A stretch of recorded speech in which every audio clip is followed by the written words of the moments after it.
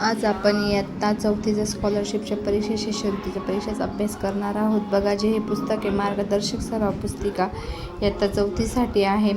ते पुस्तिकात जे बघा, मराठी प्रथम भाषा प्रश्न असतात 25-50 गुणांसाठी, मॅथमॅटिक्स 50 प्रश्न असतात 100 गुणांसाठी, एकूण 75 प्रश्न असतात ते 150 मार्कांसाठी असतात.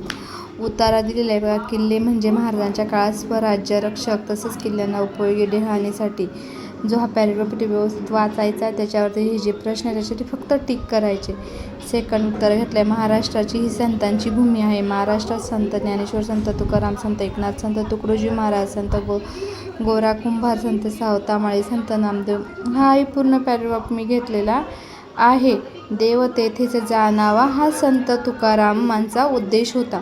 त्याच्यावरती प्रश्न दिलेले बघा. सर्व संतांचे म्हणणे काय आहे? देव देवळात आहे, देव माणसात आहे. प्रश्न व्यवस्थित वाचा, पॅरेग्राफ व्यवस्थित वाचा.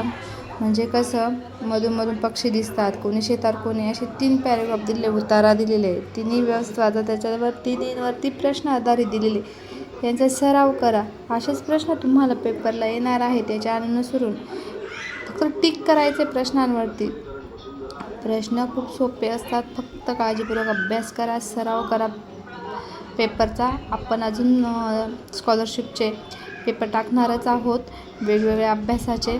तुम्हाला सरावासाठी तुम्ही त्याचा व्यवस्थित सराव करा, अभ्यास करा. पण चॅनलला सबस्क्राईब करा पुढचे व्हिडिओ बघायला पण. आणि तुम्हाला अजून कोणते व्हिडिओ बघायचे आहे, कोणत्या विषयांचे अभ्यास करायचा आहे किंवा कोणते व्हिडिओ बघायला आवडत हे तुम्ही मला कमेंटमध्ये सांगत चला, म्हणजे मी तुम्हाला तसे व्हिडिओ टाकल.